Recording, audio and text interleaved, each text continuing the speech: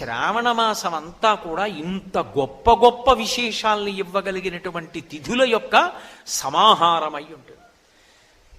శ్రావణ మంగళవారము నోము అని వ్రతము అని చేస్తూ ఉంటారు సువాసినులు.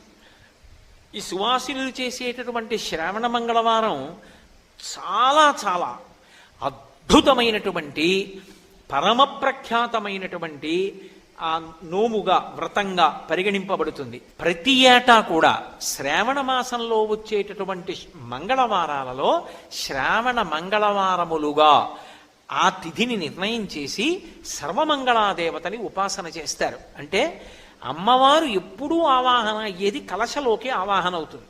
అథవా గౌరీదేవి ప్రతిమ ఇంట్లో లేని ఏ ఇల్లు ఉండదు.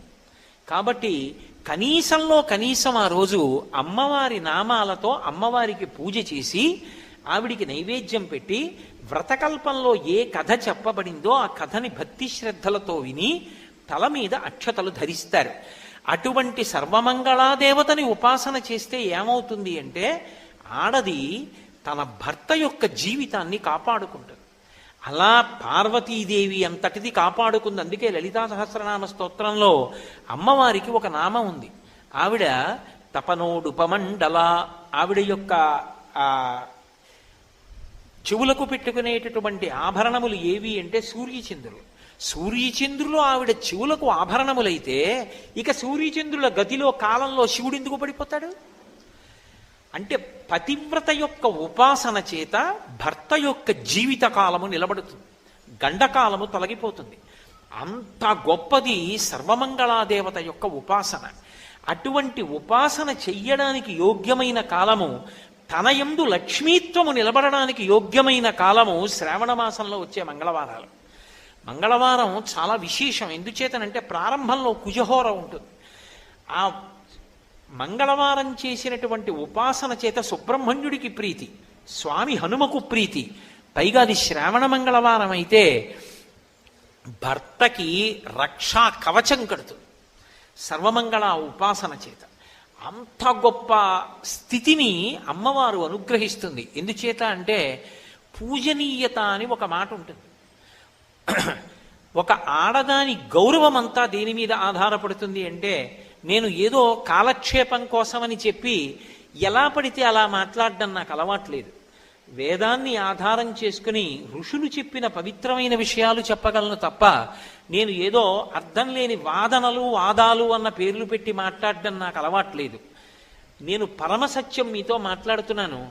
ఒక స్త్రీ పరమ గౌరవం దేని మీద ఆధారపడుతుంది, జీవితంలో తృప్తి దేని మీద ఆధారపడుతుంది అంటే భర్త మీద ఆధారపడి ఉంటుంది. ఇది కాదు అనలేని సత్యం. ఎందుచేత అంటే సీతమ్మ తల్లి రామాయణంలో ఓ మాట అంటుంది, నా తంత్రి వాద్యతే వీణ నా చక్రో వర్తతే రథః నాపతి సుఖమేదేత యస్యాదపి శతాత్మజ అంటు. ఒక వీణ తీగలు మోగుతాయి, గోటి చేత పెనగి పెనగి మోగుతాయి. వీణ తీగలు మోగుతున్నాయి అనరు, వీణ మోగుతోందంటారు. రథచక్రాలు గాజు పెంకుల మీద రాళ్ల మీద వెడతాయి, రథచక్రాలు వెడుతున్నాయి అనరు, రథం వెడుతోందంటారు. భర్త కష్టపడి సంపాదిస్తాడు, భర్త మహాపండితుడై కీర్తి గణిస్తాడు, ఆమెకి కూడా ఆయనతో పాటు సమానమైనటువంటి గౌరవం లభిస్తుంది. అసలు ఒక సీతమ్మంది ఒక ఆడదాని తృప్తి ఎక్కడుందో తెలుసా రామా? ఒక కులకాంత నిద్ర లేచి మంచం మించి దిగుతూ పాదములు కింద పెడుతున్నప్పుడు ఆమె ఎందు పరమభక్తి కలిగినటువంటి 9 కుమారులు వచ్చి తమ అరచేతులు వరుస క్రమంలో నేల మీద పేర్చి అమ్మని తమ అరచేతులలో నడిపించగలిగినటువంటి పరమభక్తి తత్పరులైనప్పటికీ అటువంటి 9 కుమారుల వలన పొందినటువంటి సంతోషం కన్నా భర్త వలన కలిగిన సంతోషం 1,000,000 రెట్లు ఎక్కువ. అది లెక్క పెట్టలేదు. కాబట్టి రామ, నువ్వున్నది అయోధ్య, నువ్వు లేనిది అయోధ్య కాదు. ఆడదానికి భర్తతో కలిసి ఉండడమే ఆనందం అండి. కాబట్టి అటువంటి సంతోషం ఆమెకి భర్త ఉండడమే కాదు, తండ్రి కలిగిన పెన్నిధానమేలా అని శాస్త్రం. తండ్రి ఉంటే ఇక కొడుకు ఐశ్వర్యం అక్కర్లేదట. ఎందుకంటే తాను కష్టపడ్డా సరే కొడుకు సుఖపడాలని తండ్రి కోరుకుంటాడు. తండ్రికి కారు ఉండక్కర్లా, కొడుక్కి కారు కొనిపెట్టి కొడుకు కారులో కారులో వెళ్ళిపోతుంటే మురిసిపోయి ఇంట్లో పోతాడు. ఏ పిచ్చాయనకి ఏం కారు ఉందా? ఎందుకు ఆ సంతోషం అంటే తండ్రి కొడుకుని చూసుకుని మురిసిపోతాడు తప్ప తాను మురిసిపోవాలి, తాను సుఖించాలని కోరుకోడు. అటువంటి తండ్రి ఉంటే ఇంకా పెన్నిదెందుకు? తల్లి ఉంటే సమస్త సంతోషములు ఉన్నట్టే, అమృతం రోజు దొరికినట్టే. అటువంటి తల్లి తండ్రి ప్రతి కుటుంబంలో ఉండాలి. ఆ తండ్రిని మిగల్చగలిగిన శక్తి ఎవరి చేతిలో ఉందంటే బిడ్డల తల్లి చేతిలో ఉంది, ఆమె యొక్క ఉపాసనలో ఉంది. నమ్మి మంగళసూత్రాలు కళ్ళకద్దుకుంటే చాలు, అందుకొచ్చింది మంగళసూత్రం. ఏం చేతకాక ఛాందసత్వంలో పెట్టలేదు ఋషులు.